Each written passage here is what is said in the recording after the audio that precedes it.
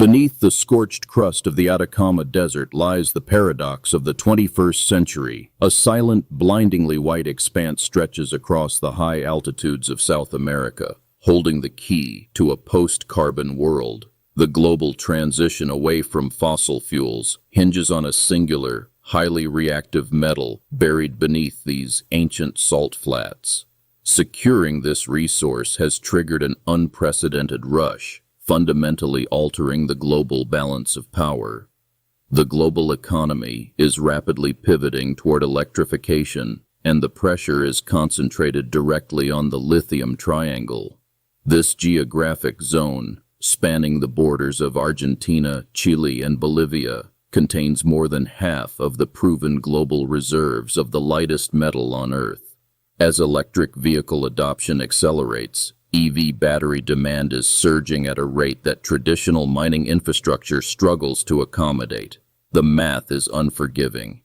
Every battery rolling off an assembly line in Detroit, Stuttgart, or Shenzhen relies on this chemical foundation, yet the extraction of this critical mineral requires massive water consumption in regions already defined by extreme aridity. The tension between global climate ambitions and local ecological preservation is reaching a breaking point. We are witnessing the collision of rapid technological advancement with the hard limits of the natural world.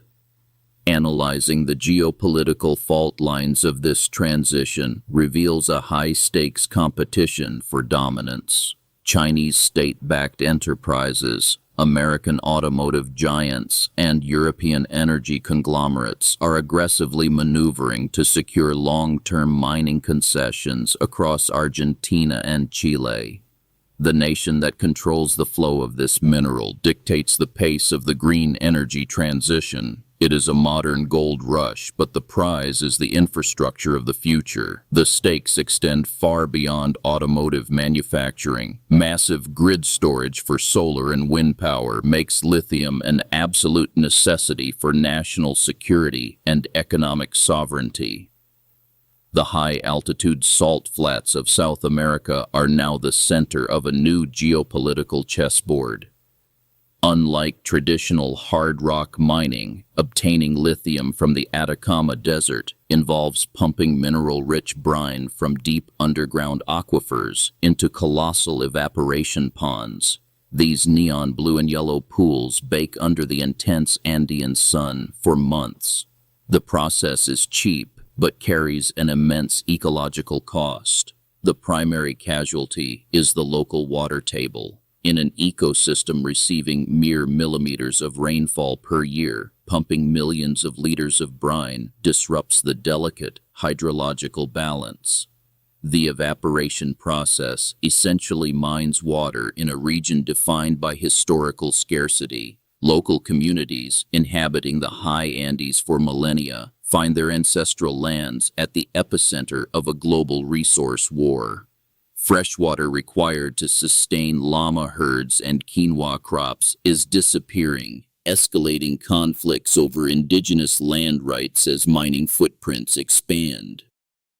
This dynamic fuels accusations of green neocolonialism.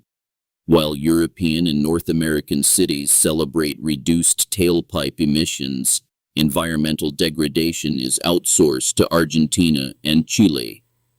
The paradox is inescapable. Technology designed to save the global climate accelerates the destruction of localized microclimates. Policymakers in Buenos Aires and Santiago are acutely aware of this tension. No longer content to serve as open-pit quarries for foreign powers, they are fundamentally altering their engagement with multinational mining corporations. Chile, already dominant in global copper markets, has mandated that private extraction companies enter joint ventures with state-owned enterprises. This ensures a larger share of resource wealth remains in country to fund domestic development.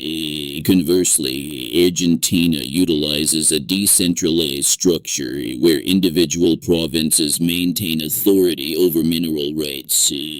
Foreign capital negotiates negotiates directly with local governors, driving billions in foreign direct investment across the Argentine Northwest, but complicating a unified national policy. Despite differing approaches, both nations share an ambitious objective, moving up the value chain.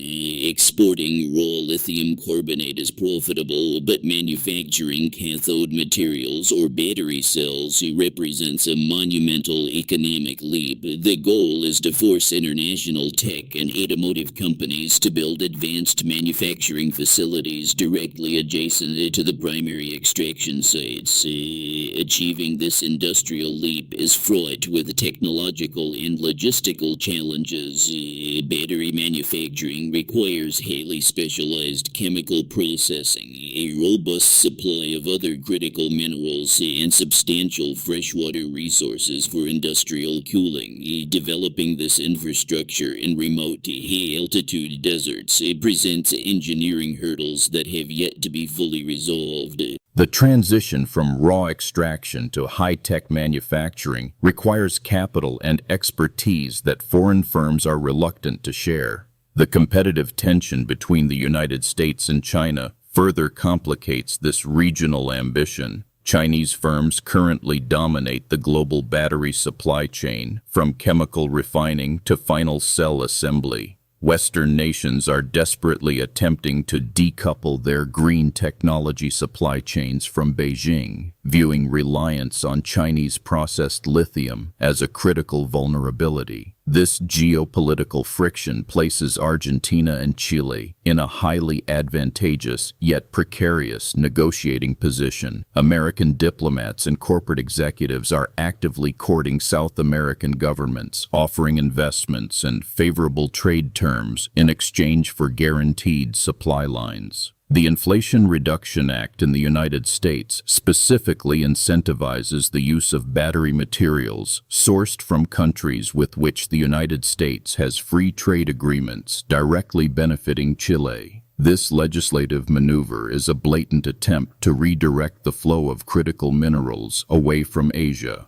Meanwhile, European automakers are forming direct partnerships with mining companies, bypassing traditional commodity markets to secure their own private pipelines of lithium. The fear of supply shortages is driving a vertical integration strategy not seen since the early days of the 20th century oil boom. Car companies are essentially becoming mining speculators, investing billions in unproven extraction technologies to guarantee their future production targets. One such technology is direct lithium extraction. This emerging method promises to filter the mineral directly from the brine without the need for massive evaporation ponds, theoretically returning the wastewater to the underground aquifer. If successfully scaled, this technology could drastically reduce the spatial footprint and water consumption of the industry. It represents the industry's best hope for mitigating the severe environmental backlash in the lithium triangle. However, direct lithium extraction remains largely unproven at a commercial scale in the harsh conditions of the high Andes. The process itself requires significant amounts of fresh water and electricity, potentially trading one environmental problem for another. Until this technology is perfected, the global supply chain remains entirely dependent on the slow, water-intensive evaporation process that is currently draining the aquifers of the Atacama Desert. The environmental cost of this dependence cannot be overstated. Flamingos that breed in the shallow, high-altitude lagoons are seeing their habitats shrink. The delicate crust of the salt flats, which regulates the local temperature and moisture levels, is being irreversibly altered by heavy machinery and industrial infrastructure. The pristine isolation of the Andes is being systematically dismantled to feed the urban demand for zero-emission transportation. This reality forces a difficult reckoning for the environmentally conscious consumer. The electric vehicle, marketed as the ultimate solution to individual carbon footprints, is inextricably linked to the industrialization of fragile ecosystems. The transition to a green economy is not a seamless shift away from extractive industries.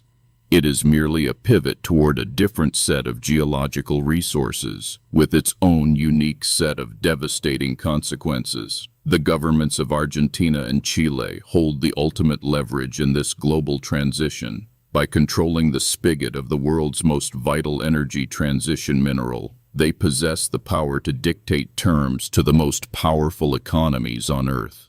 Their decisions regarding environmental regulations, state ownership, and foreign investment will shape the trajectory of the global automotive industry for the next half-century. The race to electrify the global fleet relies entirely on a finite resource buried beneath one of the most arid landscapes on the planet. As the extraction accelerates, the true cost of the energy transition becomes impossible to ignore. The question remains whether the world can achieve its climate ambitions without permanently sacrificing the ecosystems and communities standing at the foundation of the new energy economy.